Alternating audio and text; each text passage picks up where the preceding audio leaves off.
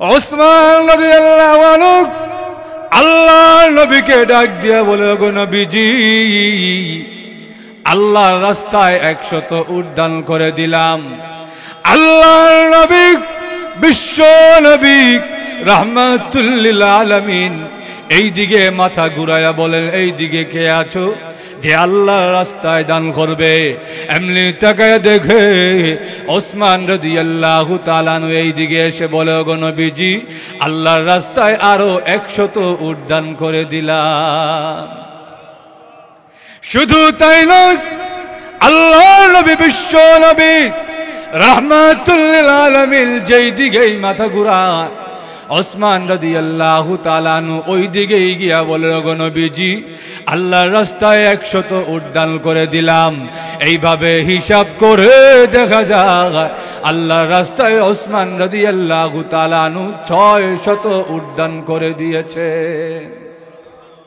100, 200, 300 করে করে 600 উট আল্লাহর রাস্তায় দান করে দিয়েছেন। এইবার ওসমান রাদিয়াল্লাহু আনহু ডাক দিয়া বলেন, গো নবীজি, আমি ওসমান দানের মজা পেয়ে গেছি, আমার দান করা এখনো শেষ হয় নাই। ওগো নবীজি দাঁড়ান, আমি আমার বাড়ি থেকে একটু আসি। এই কথা বলে বাড়িতে গিয়া নিজের চাদরটা বিছায়া দিয়েছেন, আর বিবিকে ডাক দিয়া বলেন, স্ত্রী গো, যত স্বর্ণ মুদ্রা অলংকার আছে সব আমার চাদরের ভিতরে দিয়ে দাও। স্ত্রী মনে করেছেন আমার স্বামী বড় ব্যবসায়ী মানুষ, মনে হয় আজকে কোনো বড় পার্টি, বড় কোনো মহাজন পেয়েছেন, আজকে মনে হয় বড় কোনো পুঁজি খাটাবেন। ওসমান রাদিয়াল্লাহু তাআলা আনহু স্ত্রী ডাক দিয়া বলেন, স্বামী, আজকে মনে হয় বড় কোনো পার্টি পেয়েছেন, আজকে মনে হয় বড় কোনো মহাজন পেয়েছেন, আজকে মনে হয় বড় কোনো পুঁজি খাটাবেন।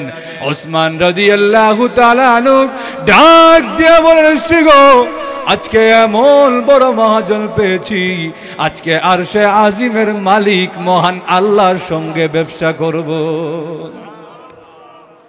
ওসমান রাদিয়াল্লাহু আনহু আল্লাহর নবীর কাছে একটা গাট্টি নিয়ে আসলেন, একটা বস্তা নিয়ে আসলেন। ওই বস্তা খুলে যেই সম্পদ পাওয়া গেল, হিসাব করে দেখা যায় ওসমান রাদিয়াল্লাহু তাআলা আনহু ওনার সমস্ত সম্পত্তির অর্ধেক সম্পত্তি আল্লাহর রাস্তায় দান করে দিয়েছেন। ওসমান রাদিয়াল্লাহু তাআলা আনহুকে আল্লাহ অনেক সম্পদ দান করেছিলেন, উনি একজন ধনাঢ্য ব্যক্তি ছিলেন। উনি যেই সম্পত্তি আনছে, হিসাব করে দেখা যায় অর্ধেক সম্পত্তি আল্লাহর রাস্তায় দান করে দিয়েছেন। আমরা হইলে কইলাম, বলে থাক, এটা আমার অন্য কামে লাগবো না। জোরে বলেন ঠিক কিনা?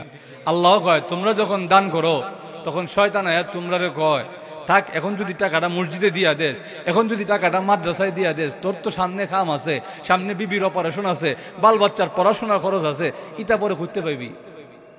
এমন আসে না? নাই? আল্লাহ কয়, আশ-শাইতানু ইয়াইদুকুমুল ফাকরা, তোমাদেরকে শয়তান ভয় দেখায়, আল্লাহ রাস্তায় দান করে দিলে পরে তুই টাকা করতে পাইবি। জোরে বলেন তো দেখি, আল্লাহ রাস্তায় যদি দান করি, এমন এক সত্তার পথে দান করলাম যার কাছে কোনো কিছুর অভাব নাই। জোরে বলেন ঠিক কিনা?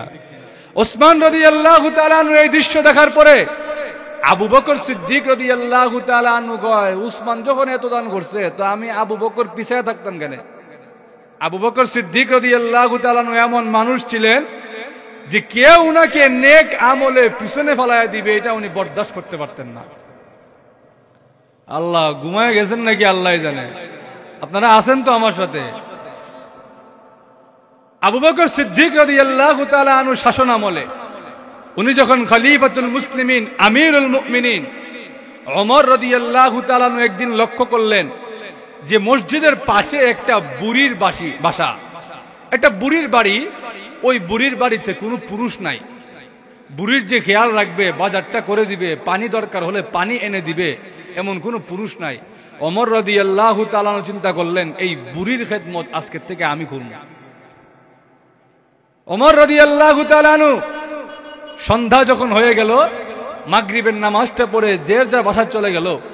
ওমর রাদিয়াল্লাহু তাআলা আনহু চিন্তা করলেন, এশারের নামাজের পরে যখন কেউ থাকবে না, তখন আমি গিয়া ওই বুড়ির মশকের মধ্যে পানি ভরে দিব।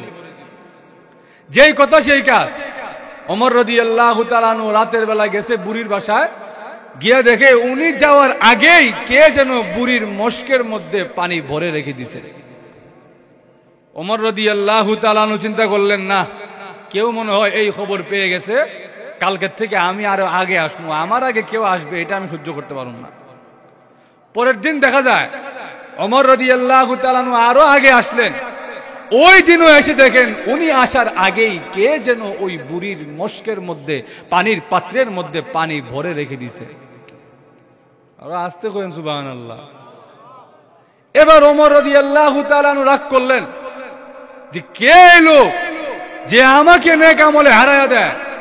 ওমর রাদিয়াল্লাহু তাআলা আনহু এবার কয়, না, কালকের থেকে মাগরিবের নামাজের পরে আসতাম। মাগরিবের নামাজের পরে বুড়ির বাড়িতে গেছে, আজকেও গিয়া দেখে উনি যাওয়ার আগেই বুড়ির পানির পাত্রের মধ্যে পানি কে যেন ভরে রেখে দিছে। এবার ওমর রাদিয়াল্লাহু আনহু কয়, না, এটা সহ্য করন যায় না, আজকে ধরতাম কে এই কাজটা করে। পরের দিন মাগরিবের নামাজটা পরেই সঙ্গে সঙ্গে বুড়ির বাড়ির কোনায় গিয়ে দাঁড়ায় রয়েছে যে দেখমু কে বুড়ির পানির পাত্রের মধ্যে পানি ভরে রাখে। এমনি তাকায় দেখে মাথার থেকে নিয়ে পা পর্যন্ত কালো চাদরে আবৃত, কালো চাদর দিয়ে ঢেকে রেখে কে যেন বুড়ির পানির পাত্রটা নিজের কাঁধে নিয়ে কুয়ার দিকে রওনা হয়েছে। ওখানে যাওয়ার পরে দেখে লোকটা পা মুচড়ে মুচড়ে হাঁটে, পা ল্যাংরা, ভালো করে হাঁটতে পারে না, পা মুচড়ে মুচড়ে হাঁটে। উনি চিন্তা করলেন, পা যখন এমনি মুচড়ে মুচড়ে হাঁটে, এটা মনে হয় মানুষ না, জিন হবে। আর জিন তো আমি উমরকে সহ্য করার ক্ষমতা জিনের নাই। আল্লাহ রাসূল সাল্লাল্লাহু আলাইহি সাল্লাম বলেন, ওমর, তুমি যেই রাস্তা দিয়ে যাও ওই রাস্তায় জিনের বাপও যায় না। জিনের বাপ রে চিনছেন আপনারা? মিস্টার ইবলিস, সে হলো আবুল জিন, জিনের বাপ। আল্লাহ রাসূল কয়, ওমর, তুমি যেই রাস্তা দিয়ে যাও ওই রাস্তায় মিস্টার ইবলিস যায় না। সুবহানাল্লাহ বলতেন না? ওমর রাদিয়াল্লাহু তাআলা আনহু কয়, আজকে আমার একদিন, জিনের একদিন, যে আমার আগে জিন আয়া বুড়ির খেদমত করতো। এবার গেছে ওই লোকের কাছে, গিয়া চাদর ধরে যেই মাত্র টান দিচ্ছে, এমনি দেখা যায় চাদরের ভিতর থেকে খলিফাতুল মুসলিমিন হযরতে আবু বকর সিদ্দিক বের হয়ে আসছেন। ওমর রাদিয়াল্লাহু তাআলা আনহু চোখের পানি ছেড়ে দিয়েছেন। হ্যাঁ, খলিফাতুল মুসলিমিন, হ্যাঁ আমিরুল মুমিনিন, আপনার বয়স হয়েছে, পা খোঁড়ায়া খোঁড়ায়া হাঁটেন, এই বুড়া বয়সে আপনি কেন এসেছেন বুড়ির খেদমত করার জন্য? হ্যাঁ আমিরুল মুমিনিন, এই বুড়ির খেদমত করার জন্য আমি ওমর তো নিজেকে উজালা করে দিয়েছিলাম, আপনি খলিফাতুল মুসলিমিন কেন কষ্ট করে আসলেন? আবু বকর সিদ্দিক রাদিয়াল্লাহু আনহু ডাক দিয়া বলেন, ওমর রে, আমি কিভাবে এই বুড়ির খেদমত করে না থাকতে পারি? আল্লাহর নবী, বিশ্ব নবী রাহমাতুল লিল আলামিন তো আমাকে জানায়া দিয়া গেছেন, যদি কোনো অসহায় মানুষের খেদমত করতে পারি, মদিনার মসজিদে 10 বছর ইতিকাফ করার চাইতে বেশি সওয়াব পাবো। কোন অসহায় মানুষের যদি খেদমত করি, মদিনার মসজিদে 10 বছর ইতিকাফ করার চাইতেও বেশি সওয়াব আল্লাহ আমাকে দান করবেন। এত বড় একটা সওয়াব আমি আবু বকরের বাদ দিয়ে আরেকজন নিয়ে যাবে, আমি আবু বকর সহ্য করতে পারবো না। জোরে বলুন না সুবহানাল্লাহ। ওসমান রাদিয়াল্লাহু তাআলা আনহু, উনি যখন এত বড় গাট্টি, এত বড় বস্তা নিয়ে আসছে, আবু বকর সিদ্দিক রাদিয়াল্লাহু আনহু কয়, না না, ওসমান যখন এত বড় দান করছে, আমি আবু বকর পিছায়া থাকতাম কেন? বাড়ির থেকে একটা গাট্টি উনিও নিয়ে আসছে। হিসাব করে দেখা যায় আবু বকর সিদ্দিক রাদিয়াল্লাহু তাআলা আনহু ওনার সমস্ত সম্পত্তি আল্লাহর রাস্তায় দান করে দিয়েছেন। নবীজি মুচকি হাসি দিয়া কয়, আবু বকর, সব যে নিয়ে আইছো, বাড়ির জন্য কি রেখে আসছো? বাড়িতে বউ বাচ্চা নাই, বাড়ির জন্য কি রেখে আসছো? সব দেখি আল্লাহর রাস্তায় দান করে দিছো। আবু বকর সিদ্দিক রাদিয়াল্লাহু আনহু ডাক দিয়া বলেন, ওগো নবীজি, আবকাইতু লাহুমুল্লাহ ওয়া রাসূলা, ওগো নবীজি, যদিও সব কিছু আল্লাহর রাস্তায় দান করে দিয়েছি, কিন্তু আমার ঘরে এমন সত্তাকে রেখে এসেছি যেই সত্তার কাছে কোনো কিছুর অভাব নাই। ওগো নবীজি, যদিও সব কিছু আল্লাহর রাস্তায় দান করে দিয়েছি, কিন্তু আমার ঘরে আল্লাহ এবং তার রাসূলকে রেখে এসেছি। দুনিয়ার সরঞ্জাম নিয়ে আসছি, সম্পত্তি নিয়ে আসছি, কিন্তু দুনিয়ার সম্পত্তি যিনি দেনেওয়ালা সেই আল্লাহ এবং আল্লাহর রাসূলকে রেখে এসেছি। আল্লাহর কাছে কোনো কিছুর অভাব আছে তো? আরো জোরে। হাদিসে কুদসির মধ্যে আল্লাহ রাব্বুল আলামিন জানায়া দিয়েছেন, ওগো নবীজি, আপনার উম্মতকে আপনি জানায়া দেন, লাউ আল্লা আউওয়ালাকুম ওয়া আখিরাকুম ওয়া ইনসাকুম ওয়া জিন্নাকুম কামু ফি সাঈদিল ওয়াহিদিল। ওগো নবীজি, আপনার উম্মতকে জানায়া দেন, পৃথিবীর শুরুর মানুষ থেকে নিয়ে শেষ মানুষ পর্যন্ত, পৃথিবীর শুরুর জিন্নাত থেকে নিয়ে শেষ জিন্নাত পর্যন্ত, আদম আলাইহিস সালাম থেকে নিয়ে কিয়ামত পর্যন্ত যত মানুষ এবং জিন পৃথিবীতে আগমন করবেন, সবাই যদি একটা ময়দানে দাঁড়ায়া যায় আর সবাই যদি আল্লাহর কাছে চাইতে থাকে, আল্লাহ রাব্বুল আলামিন যদি প্রত্যেকটা মানুষের চাহিদাও পূরণ করে দেয়, তথাপিও আল্লাহর রাজত্বে এক ফোঁটাও কোনো কমতি হবে না।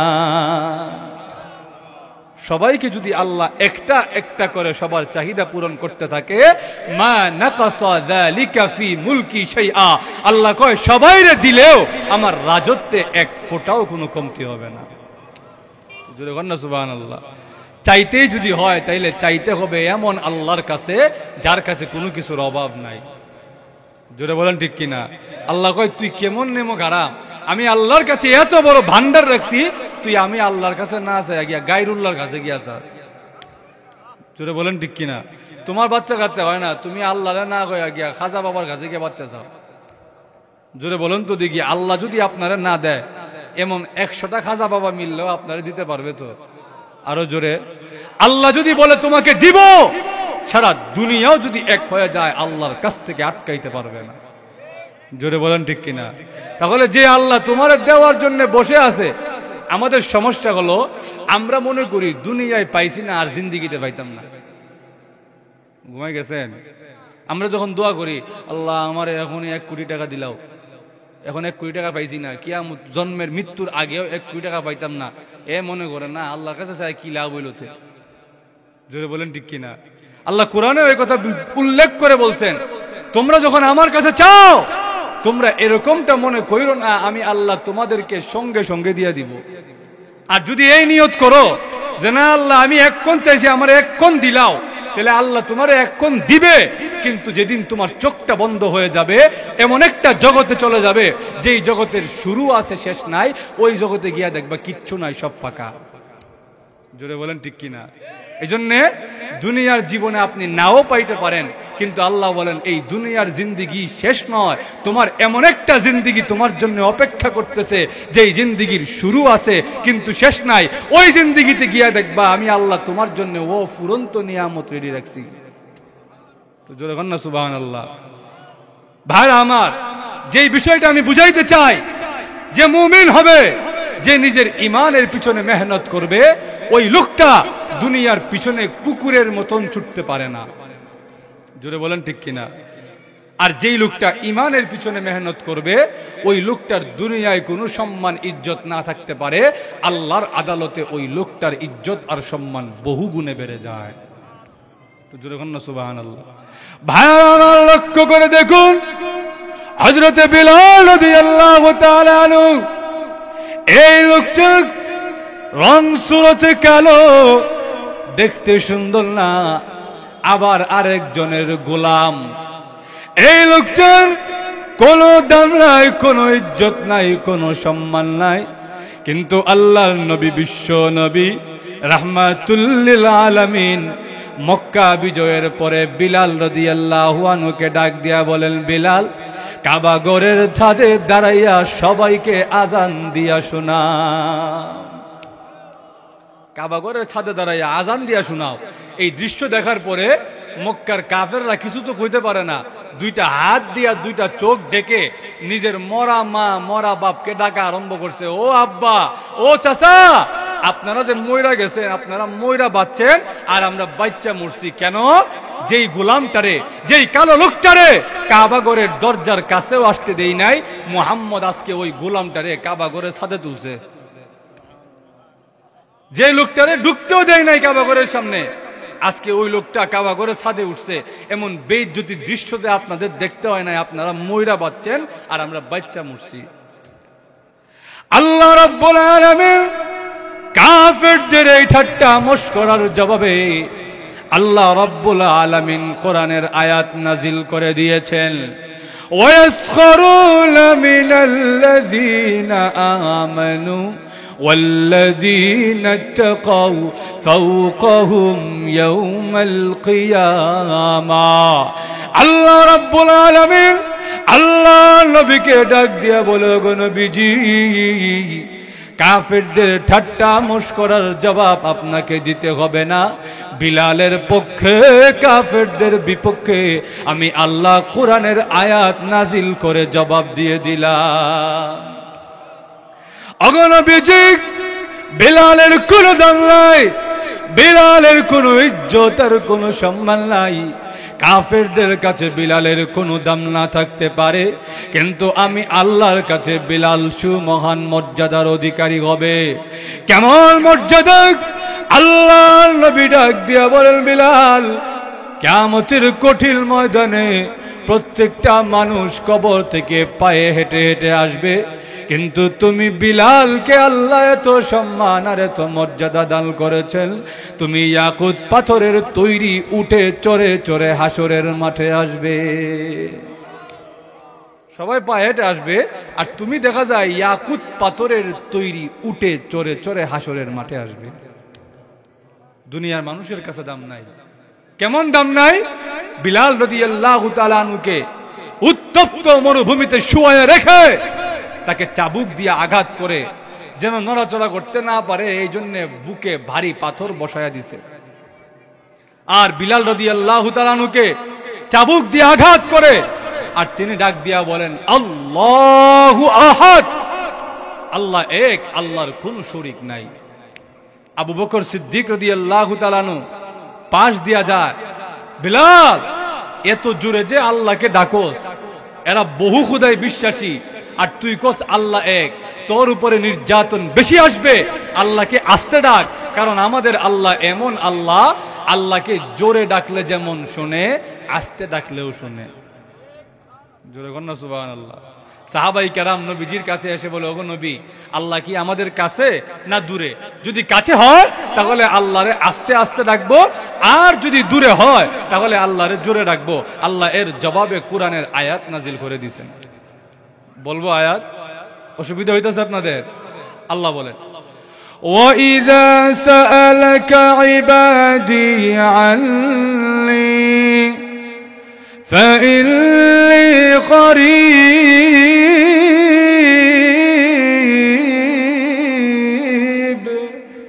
আল্লাহ রাব্বুল আলামিন বলেন, আমার বান্দারা আপনাকে জিজ্ঞেস করে আমি আল্লাহ কাছে না দূরে, আপনি জানায়া দেন আমি আল্লাহ তাদের কাছে। এবার সাহাবীরা কয়, হুজুর একটু ব্যাখ্যা দিয়া বলেন। কাছের তো একটা ব্যাখ্যা আছে, আপনারাও আমার কাছে, স্টেজ যারা আছে এরাও আমার কাছে, কিন্তু কে কতটুক কাছে, কাছের একটা ব্যাখ্যা আছে না নাই? আরো জোরে, ওগো নবী ব্যাখ্যা দিয়া বলেন। আল্লাহ তখন ব্যাখ্যা দিয়ে কোরআনের আয়াত নাজিল করে দিয়েছে। আল্লাহ বলেন, وَنَحْنُ أَقْرَبُ إِلَيْهِ مِنْ حَبْلِ الْوَرِيدِ।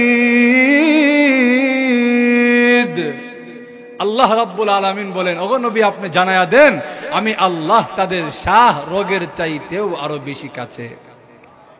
শাহ রোগ চিনেননি আপনারা? আমাদের একটা রোগ আছে এই গাড়ির এদিকে, এটা খাটলে আমরা জান শেষ। আল্লাহ বলেন তোমাদের এই শাহ রোগের চাইতেও আমি আল্লাহ তোমাদের বেশি কাছে আছি। ওগো নবী আপনি জানায়া দেন আমি আল্লাহ তাদের শাহ রোগের চাইতেও বেশি কাছে। আবু বকর রাদিয়াল্লাহু তাআলা আনহু বিলাল রাদিয়াল্লাহু তাআলা আনহুকে বলেন, বিলাল আল্লাহ তো আমাদের শাহরগের চাইতেও আরো কাছে। তুই যদি আল্লাহরে আস্তেও ডাকোস, আল্লাহ শুনবে। আস্তে ডাক, তোর উপরে নির্যাতন কম আসবে। বিলাল রাদিয়াল্লাহু তাআলা কয়, ঠিক আছে হুজুর, কালকে থেকে আর জোরে ডাকতাম না, আস্তে আস্তে ডাকতাম। পরের দিন গিয়া দেখে কালো বিলাল আর কালো নাই, রক্তে লাল হয়ে গেছে। কিন্তু বিলাল রাদিয়াল্লাহু তাআলা চিৎকার করে বলেন আল্লাহু আহাদ। আবু বকর সিদ্দিক রাদিয়াল্লাহু আনহু বলেন, বিলাল, তোরে যে কালকে ওয়াজ করে বুঝাইলাম যে আস্তে ডাক, আস্তে ডাকলে নির্যাতন কম আসবে, তুই দেখি এখনো জোরে জোরে ডাকো। বিলাল রাদিয়াল্লাহু তাআলা ডাক দিয়া বলেন, হ্যাঁ আবু বকর সিদ্দিক, যতই আপনাকে বলি না কেন, কালকে থেকে আর জোরে ডাকবো না, আল্লাহকে আস্তে আস্তে ডাকবো। কিন্তু আল্লাহকে আমি বিলাল আস্তে ডাকতে পারি না, কেন জানেননি? ওই মক্কা কাফেররা যখন আমি বিলালের উপরে নির্যাতন করে, আমি বিলালের উপরে নির্যাতনের স্টিম রোলার চালিয়ে দেয়, আর আমি বিলাল যখন আমার আল্লাহকে আল্লাহু আহাদ বলে ডাক দেই, ওই সময় এত মজা আর এত মধুর লাগে, আমি বিলাল আর কাফেরদের নির্যাতন টার পাই না। আবু বকর সিদ্দিক রাদিয়াল্লাহু আনহু কয়, ইসলামের জন্য, ইমানের জন্য, আল্লাহর জন্য যে তোমার এত মহব্বত, এত ভালোবাসা, এটা তো আমি জানতাম না। না না বিলাল, তোমার এই অত্যাচার আমি আবু বকর সহ্য করতে পারবো না। দৌড়াইয়া গেলেন বিলাল রাদিয়াল্লাহু তাআলা আনহুর মালিক উমাইয়ার কাছে, গিয়া কয়, একটা গোলাম রাখছো, এই গোলামটারে বিক্রিও করো না, এটারে দিয়া কাজও করাও না, খালি এটারে মারো। এক কাজ করো, গোলামটারে আমার কাছে বিক্রি করে দাও। উমাইয়া কয়, তুমি তো গোলাম কিনতে আইছো না, তুমি তো তোমার জাতি বাইরে উদ্ধার করতে আইছো। এমন দাম চাইমু? তুমি আবু বকরের গোলাম কিনার সামর্থ্য নাই। আর আবু বকর সিদ্দিক রাদিয়াল্লাহু আনহু মনে মনে কয়, উমাইয়া, তুমি আবু বকরকে এখনো চিনো নাই, আমি আবু বকরের সব কিছু যদি বিক্রি করতে হয় করে দিব, কিন্তু বিলালকে আজাদ করে ছাড়ব। ঠিকই দেখা গেছে, চড়া দামে বিলাল রাদিয়াল্লাহু তাআলা আনহুকে কিনলেন। কিনার পরে বিলাল রাদিয়াল্লাহু তাআলা আনহুকে গিয়া বলেন, বিলাল, যেই ইসলামের জন্য, যেই ইমানের জন্য, যেই আল্লাহর জন্য তোমার এত মহব্বত, এত ভালোবাসা, সেই আল্লাহর জন্য এই মুহূর্তে আজাদ করে দিলাম। ভাইরা আমার, লক্ষ্য করে দেখুন, বিলাল রাদিয়াল্লাহু তাআলা আনহু, এই লোকটার কোনো দাম নাই, কোনো ইজ্জত নাই, এই লোকটার কোনো সম্মান নাই। কিন্তু আল্লাহর নবী, বিশ্ব নবী রাহমাতুল লিল আলামিন ডাক দিয়া বলেন, বিলাল রে, আল্লাহ রাব্বুল আলামিনের কাছে তোমার এত ইজ্জত আর এত সম্মান, আমি বিশ্ব নবী যখন মেরাজের রজনীতে জান্নাত ভ্রমণ করতে গেলাম, জান্নাতে প্রবেশ করে দেখি আমি নবীর আগে আগে তুই বিলালের পায়ের আওয়াজ শোনা যায়।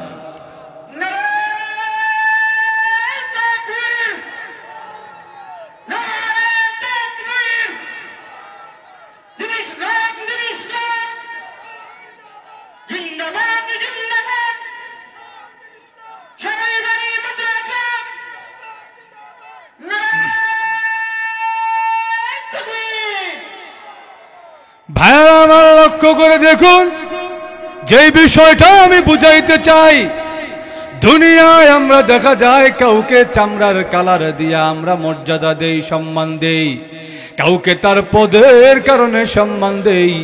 আল্লাহ রাব্বুল আলামিন বলেন, ওগো নবীজি, আমি আল্লাহর কাছে যদি সম্মানিত হইতে হয়, আমি আল্লাহ মানুষকে চামড়ার কালার থেকে সম্মান দেই না, আমি আল্লাহ মানুষকে পদের কারণে মর্যাদা দেই না, সম্মান দেই না। ইন্না আকরামাকুম ইনদাল্লাহি আতকাকুম। আল্লাহ রাব্বুল আলামিন ডাক দিয়া বলেন, ওগো নবীজি, আপনি আপনার উম্মতকে জানায়া দেন, যেই ব্যক্তি সবচাইতে বড় তাকওয়াবান হবে, যেই লোকটা নিজের ইমানের পিছনে মেহনত করবে, যেই লোকটা নিজের নেক আমলের পিছনে মেহনত করবে, যেই লোকটা নিজেকে মানুষের মতন মানুষ করে গড়ে তুলবে, ওই লোকটার দুনিয়ার কোনো ইজ্জত কোনো সম্মান থাকতে পারে না। ওই লোকটার দুনিয়ায় কোনো সম্মান যদি নাও থাকে, কিন্তু কিয়ামতের কঠিন ময়দানে ওই লোকটাকে আমি আল্লাহ সুমহান মর্যাদার অধিকারী করব। দুনিয়ার জীবনে দেখা যাক তার ইজ্জত আর সম্মানের কোনো কমতি নাই। দুনিয়ার জীবনে সবাই তাকে দেখলেই স্যার স্যার বলে ডাকছে, দুনিয়ার জীবনে সবাই তাকে দেখলেই সালাম দিছে, কিন্তু কিয়ামতের কঠিন ময়দানে ওই লোকটা ইমানদার না হওয়ার কারণে, ওই লোকটা নেককার না হওয়ার কারণে জাহান্নামের দিকে ছুটে যাবে। আর যেই লোকটাকে সমাজের মানুষটা ছিটকাইছে, যেই লোকটাকে দেখলে দূর দূর করে তাড়িয়ে দিয়েছে, কিন্তু ওই লোকটা ইমানের পিছনে মেহনত করার কারণে, ওই লোকটা নেক আমলের পিছনে মেহনত করার কারণে আল্লাহ রাব্বুল আলামিনের কাছে ওই লোকটার এত ইজ্জত আর এত সম্মান। দুনিয়ার জীবনে সম্মানিত ব্যক্তি দেখা যায় জাহান্নামের দিকে যায়, আর ওই লোকটা আল্লাহর কাছ থেকে জান্নাতের টিকিট পেয়ে জান্নাতের দিকে দৌড়ায়। দুর্গন্ধ, প্রধান উপদেষ্টার সুগন্ধ না, ওনারও দুর্গন্ধ। জোরে বলেন ঠিক কিনা? তাহলে সকল কিছু এক, এরপরেও আপনারা কেউ বলবেন না যে প্রধান উপদেষ্টা আর মুসি একই জাতের মানুষ। একথা বলবেন? কেন বলবেন না? কারণ দুনিয়া দৃষ্টিতেও তাদের মর্যাদা পদমর্যাদা এক না। জোরে বলেন ঠিক কিনা? এজন্য মানুষ হওয়া সত্ত্বেও দেখবেন পাথর বললেও সকল পাথর এক হয় না। কাবাগরের কিনা একটা পাথর আছে, এই পাথরের নাম কি আপনারা জানেন তো? কি নাম? হ্যাঁ, হাজরে আসওয়াদ বা আসওয়াদ পাথর। এই আসওয়াদ পাথরের কি বৈশিষ্ট্য? আল্লাহ রসুল সাল্লাল্লাহু আলাইহি ওয়াসাল্লাম বলেন, কেউ যদি হালাল রুটি রুজির ব্যবস্থা করে, ওই হালাল কামাই দিয়ে যদি কেউ বাইতুল্লাহ তওয়াফ করে, বাইতুল্লাহর সফরে যায়, আর বাইতুল্লাহ গিয়ে ওই হাজরে আসওয়াদ কালো পাথরে চুমু দিতে পারে, কালো পাথর চুমা দেওয়ার সাথে সাথে তার সমস্ত গুনাহ চুষে রেখে তাকে দুধের শিশুর মতন পবিত্র করে ছেড়ে দেয়। এখন এই কথা মনে করে কেউ যদি গিয়া রেল লাইনের কিনারে যে পাথর পাওয়া যায়, এই পাথরে গিয়া চুমা আরম্ভ করে, তার গুনাহ মাফ হবে তো? আরো জোরে। এমন সম্ভাবনাও আছে যে রেল লাইনের কিনারায় যে পাথর পাওয়া যায়, এই পাথর জুড়ে চুমা দেওয়ার কারণে ঠোঁট পাইটটা দাঁত ভেঙে গেছি। জোরে বলেন ঠিক কিনা? গুনাহ তো মাফ হইলই না, উল্টা সে আরো আহত হয়ে আসলো। তাহলে বোঝা যায় পাথর বললেই সকল পাথর এক হয় না, মানুষ বললেই সকল মানুষ এক সমান হয় না। জোরে বলেন ঠিক কিনা? তাহলে এবার আসুন, মানুষে মানুষে পার্থক্য কোন জায়গায় হয়? আমিও একজন মানুষ, সাধারণ আরেকটা মানুষ যে রাস্তাঘাটে চলাফেরা করে, আমিও মানুষ, আপনারাও মানুষ, সেই রাস্তাঘাটে চলাচল করা লোকটাও মানুষ, একটা মানসিক ভারসাম্যহীন পাগল এই লোকটাও মানুষ। তাহলে মানুষে মানুষে পার্থক্য কোথায় হয় এটা আগে জানা দরকার। জোরে বলেন ঠিক কিনা? আল্লাহ রাব্বুল আলামিন এই পার্থক্যের কথা কোন জায়গায় একটা মানুষ আরেকটা মানুষের সঙ্গে পার্থক্য হয়, এটা আল্লাহ তার কোরআনে জানায়া দিয়েছেন। আল্লাহ বলেন, মাইক আসেনি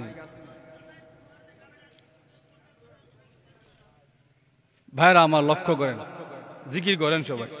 লা ইলাহা ইল্লাল্লাহ, লা ইলাহা ইল্লাল্লাহ, লা ইলাহা ইল্লাল্লাহ, লা ইলাহা ইল্লাল্লাহ, লা ইলাহা ইল্লাল্লাহ, লা ইলাহা ইল্লাল্লাহ, লা ইলাহা ইল্লাল্লাহ, লা ইলাহা ইল্লাল্লাহ, লা ইলাহা ইল্লাল্লাহ, লা ইলাহা ইল্লাল্লাহ, লা ইলাহা ইল্লাল্লাহ, লা ইলাহা ইল্লাল্লাহ লা ইলাহা ইল্লাল্লাহ লা ইলাহা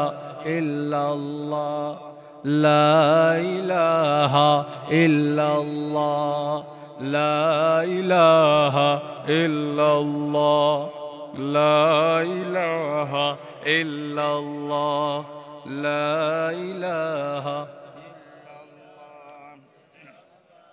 لا إله إلا الله لا إله إلا الله لا إله إلا الله لا إله إلا الله لا إله إلا الله لا إله إلا الله لا إله إلا الله لا إله إلا الله لا إله إلا الله لا إله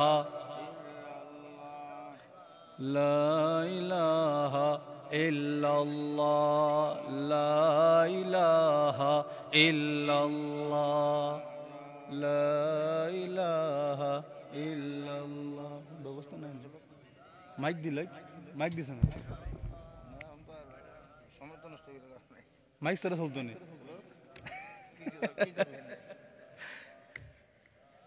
এটা সভাপতি সাহেব কত সময় কোনো ব্যবস্থা নাই বিকল্প ব্যাটারি নাই নিবা কিটা কোনো ব্যবস্থা নাই নি হ্যাঁ ইয়া আল্লাহ এটা বিকল্প ব্যবস্থা রাখার দরকার আছে না একটা জেনারেটর রাখা দরকার আছে ইয়া আল্লাহ এমনি তো এলে তো সমস্যা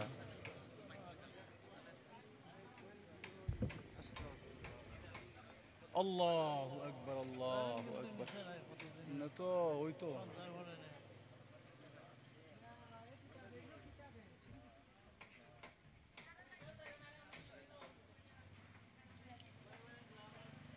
অবস্থা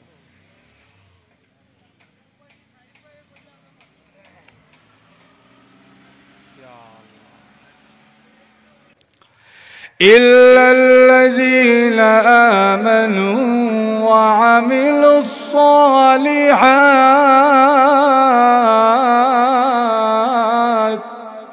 আল্লাহ রাব্বুল আলামিন বলেন যেই মানুষগুলো দুইটা বৈশিষ্ট্য দুইটা কোয়ালিটি দুইটা গুণ নিজের মধ্যে ধারণ করতে পারবে ওই মানুষগুলোর ইজ্জত আর সম্মান আমি আল্লাহর কাছে কোটি কোটি গুণ বেড়ে যায় যখন সুবহানাল্লাহ কয়টা কোয়ালিটি হ্যাঁ দুইটা কোয়ালিটি এক নম্বরে হলো ঈমান দুই নম্বরে হলো নেক আমল ঈমান আর নেক আমল কোন মানুষ যদি নিজের মধ্যে ধারণ করতে পারে এই দুইটা গুণে নিজের জীবনকে সাজাইতে পারে আল্লাহ বলেন ওই মানুষটা সাধারণ মানুষের মতো নয় ওয়াল্লাযীনা তাকাউ ফাওকাহুম ইয়াওমাল কিয়ামা ওই মানুষগুলা আমি আল্লাহর কাছে সুমহান মর্যাদার অধিকারী হয়ে যায় ঈমান আর নেক আমল এই বিষয়গুলো এমন এই বিষয়গুলো চোখে দেখা যায় না দেখানো যায় না জোরে বলেন ঠিক কিনা ঈমান কি আপনারা দেখছেন কাউরে দেখছেন ঈমান দেখাইতে আমার ঈমান কেমন ঈমান আমরা দেখিও নাই আমাদের ঈমানও কাউরে দেখাইতে পারি না ঈমান যে দেখা যায় না আর দেখানো যায় না এইজন্য দেখবেন বাজারের দোকানে মুড়ে বইয়া মাতে আমি বেটা সুদ খাইতাম পারি কিন্তু আমার ঈমানটা বড় শক্ত এই কথা কেন মাতে কারণ ঈমান তো আমরা দেখি না দেখলে না দেখতাম সিফা দিয়া কুদ্দুস শক্ত জোরে বলেন ঠিক কিনা ঈমান দেখাও যায় না দেখানো যায় না কিন্তু এই ঈমানের পিছনে যদি কেউ মেহনত করে আল্লাহর কাছে ওই ব্যক্তির সম্মান আর মর্যাদা বেড়ে যায় তো জোরে বলেন না সুবহানাল্লাহ কেমন বারে আল্লাহ রাসূল সাল্লাল্লাহু আলাইহি ওয়াসাল্লাম বলেন لا تقوم الساعة حتى لا يقال في الأرض الله الله سبحان الله আল্লাহ নবী বিশ্ব নবী রাহমাতুল লিল আলামিন বলেন, দুনিয়ার জীবনে দেখা যায় একটা মানুষ যদি শ্রমিকের কাজ করে, ওই মানুষটা সারাদিন শ্রমিকের কাজ করার কারণে ওই মানুষটার শরীর থেকে যখন দুর্গন্ধ বের হয়, একটা মানুষ যদি ময়লা ডাস্টবিনে কাজ করে, কোন মানুষ যদি সুইপারের কাজ করে, মেথরের কাজ করে, সমাজে ওই লোকটার কোনো দাম, কোনো ইজ্জত থাকে না। শুধু তাই নয়, একটা মানুষের চামড়ার কালার যদি কালো, ওই মানুষটা দেখতে যদি কালো নোংরা হয়ে থাকে, ওই মানুষটাকে সমাজের মানুষ দূর দূর করে তাড়ায়া দেয়, কাছে আসতে দেয় না। কিন্তু আল্লাহর নবী বিশ্ব নবী রাহমাতুল লিল আলামিন ডাক দিয়া বলেন, উম্মতেরা রে, ওই মানুষের তোমার কাছে কোনো ইজ্জত আর সম্মান না থাকতে পারে, কিন্তু আল্লাহ রাব্বুল আলামিনের কাছে ওই একটা লোকের এত ইজ্জত আর এত সম্মান। আল্লাহর রাসূল বলেন, ওই একটা লোকের সম্মানে আল্লাহ রাব্বুল আলামিন আসমান আর জমিন ধ্বংস করবেন না। ওই একটা লোকের সম্মানে যতদিন পর্যন্ত ওই লোকটা এই জমিনে আল্লাহ আল্লাহ বলে ডাকতে থাকবে, হোক লোকটা দেখতে কালো, হোক লোকটা চামার, হোক লোকটা মুচি, হোক লোকটা মেথর, হোক লোকটা সুইপারের কাজ করে, হোক লোকটা পৌরসভায় ময়লার গাড়ি টানে, কিন্তু তোমাদের কাছে লোকটার দাম নাই, কিন্তু সে দিল থেকে আল্লাহ আল্লাহ বলে ডাকার কারণে, ঈমানদার হওয়ার কারণে ওই একটা লোকের সম্মানে আল্লাহ আসমান আর জমিন ধ্বংস করবেন না। জোরে কন্যা সুবহানাল্লাহ। তাহলে ইমানদারের সম্মান আর ইজ্জত আছে না নাই? আরো জোরে উদাহরণ দিলে বুঝবেন। ওই একটা ইমানদারের সম্মানে আল্লাহ বেঈমান কাফেরদেরকে খাওয়াবেন। বিয়া বাড়িতে যে এত আয়োজন, সবকিছু কার জন্য করে? আরো জোরে, সবাইরে খাওয়ায় কার সম্মানে? জামাই সম্মানে যে খাওয়ায়, জামাই কি শুধু একা খায়? জামাইয়ের বরযাত্রী খায় না, জামাইয়ের আত্মীয় স্বজন খায় না, এলাকাবাসী খায় না, পাড়ার প্রতিবেশী খায় না, এমনকি বাড়ির কুত্তা বিলাইও খায়। জোরে বলেন ঠিক কিনা? কিন্তু কুত্তা বুঝে না কার সম্মানে খাইলো। জোরে বলেন ঠিক কিনা? কুত্তা যে বুঝে না, এটার দলিল কি? দেখবেন জামাই যখন নাক মুখ ঢেকে বাড়িতে ঢুকে, কুত্তার কাজ হলো চোর ধরন। আর জামাইয়ের যে বেশভূষা, এমনি উপর থেকে কাপড়, আবার নিজেও নাক মুখ ঢাকা, কুত্তা কয় এর লক্ষণ কিছু চোরের লগে মিল খায়। তখন কুত্তা একটা টেস্ট করার লেগে দেখবেন ভক করে একটা ডাক দেয়। এই ডাকের অর্থ হইল, তুই খেরা, তোরে তো চিনি না। সুবিধা মতো না হইলে দেখবেন জামাইয়ের গোসায় গিয়া কামড় দিয়া ধরে। জোরে বলেন ঠিক কিনা? কুত্তা বুঝে না যে জামাইয়ের কারণে সে দুইটা হাড্ডি পাইছে, দুইটা হাড্ডি চাপাইতে পারে না। বুঝা যার সম্মানে খাইলো তার পায়ে গিয়া কামড় দিয়া ধরে। ঠিক তেমনি ভাবে বেঈমান কাফের মুশরিকরাও বোঝে না কার সম্মানে খায়, এজন্য যেই মুমিনের সম্মানে খায়, যেই মুমিনের ইজ্জতে আসমানের নিচে জমিনের উপরে বসবাস করতে পারে, সুযোগ পাইলে ওই মুমিনের মাথায় গিয়া বোমা মারে। জোরে বলেন ঠিক কিনা? আপনারা বলবেন, হুজুর আপনি কুত্তার সঙ্গে গিয়া বেঈমান কাফেরদেরকে মিলাইলেন। এটা আমি মিলাই নাই, হযরত আলী রাদিয়াল্লাহু আনহু মিলাইছেন। বলবো? অসুবিধা হইতেছে আপনাদের? আলী রাদিয়াল্লাহু আনহু বলেন, আদ-দুনিয়া জিফাতুন ওয়া তালিবুহা কিলা। আলী রাদিয়াল্লাহু আনহু বলেন, এই দুনিয়া হলো একটা মরা জন্তু, মরা জানোয়ার, আর যারা তার মালিক আল্লাহর কথা ভুলে, তার পরকালের কথা ভুলে দুনিয়ার পিছনে ছুটবে, এরা হলো দুনিয়ার পিছনে ছুটা কুত্তা। জোরে বলেন ঠিক কিনা? আচ্ছা, আমি আপনাদেরকে প্রশ্ন করি, মরা জানোয়ার পাইলে কি শকুনে খায় না? আরো জোরে, মরা জানোয়ার পাইলে কি শিয়ালে খায় না? তাহলে শকুন আর শিয়ালের কথা বললেন না, শুধু কুত্তার একা বদনাম কেন? শুধু কুত্তার কথা বললেন, শিয়ালের কথা বললেন না, শকুনের কথা বললেন না কেন? এর ব্যাখ্যায় বলে, শিয়ালে যখন মরা জানোয়ার পায় সে শুধু রাতের বেলা খায়, দিনের বেলা বাড়ির থেকে বের হয় না। জোরে বলেন ঠিক কিনা? শকুনে যখন মরা জানোয়ার পায় সে শুধু দিনের বেলায় আসে, রাতের বেলায় আর মরা জানোয়ারের কাছে আসে না। জোরে বলেন ঠিক কিনা? কিন্তু কুত্তা এটা এমন একটা প্রাণী, এমন একটা প্রজাতি, সে যদি মরা জানোয়ার পায় তার বাড়িও ভুলে, তার মালিকের কথাও ভুলে। জোরে বলেন ঠিক কিনা? এজন্য আলী রাদিয়াল্লাহু তাআলা আনহু বলেন, যারা আল্লাহকে ভুলে, রাসূলকে ভুলে, দিন ধর্ম ভুলে, পরকালের কথা ভুলে খালি দুনিয়ার পিছনে ছুটবে, এরা হলো দুনিয়ার কুত্তা। জোরে বলেন ঠিক কিনা? ভাইরা আমার, লক্ষ্য করে দেখুন, প্রকৃত মুমিন যে হবে, প্রকৃত ঈমানদার যে হবে, ওই লোকটা কোনোদিনও দুনিয়ার মায়া মোহাব্বত নিজের অন্তরে ঢুকায় না। দুনিয়া কামায়, দুনিয়া অর্জন করে, দুনিয়ায় রুটি রুজির ব্যবস্থা করে, কিন্তু দুনিয়ার মায়া মোহাব্বত নিজের ভিতরে ঢুকায় না। সাহাবাই কেরামের দিকে যদি লক্ষ্য করে দেখুন, সাহাবাই কেরাম দুনিয়া অর্জন করেছেন, সাহাবাই কেরাম দুনিয়ায় কামাই রুটি রুজির ব্যবস্থা করে, দুনিয়ার মায়া মোহব্বত নিজের অন্তরে ঢুকায় নাই। একদিন আল্লাহর নবী, বিশ্ব নবী রাহমাতুল লিল আলামিন সাহাবীদেরকে ডাক দিয়া বলেন, সাহাবীরা রে, কে আছো আল্লাহর রাস্তায় দান করবে? এমনি তাকায় দেখি ওসমান রাদিয়াল্লাহু তাআলা আনহু ডাক দিয়া বলেন, ওগো নবীজি, আল্লাহর রাস্তায় আমি ওসমান 100 উট দান করে দিলাম। সুবহানাল্লাহ। তখনকার যুগে 100 উটের দাম আছে। তখনকার যুগে একটা উট ছিল আমাদের যুগের বর্তমানে সবচাইতে দামি গাড়ির মতো। কারণ উট ছিল সবচাইতে দামি বাহন। যার একটা উট আছে তার দিকে মানুষের সালাম দিত, বাবা রে বেটার একটা উট আছে। আল্লাহ ঘুমাই গেছেন নাকি আপনারা?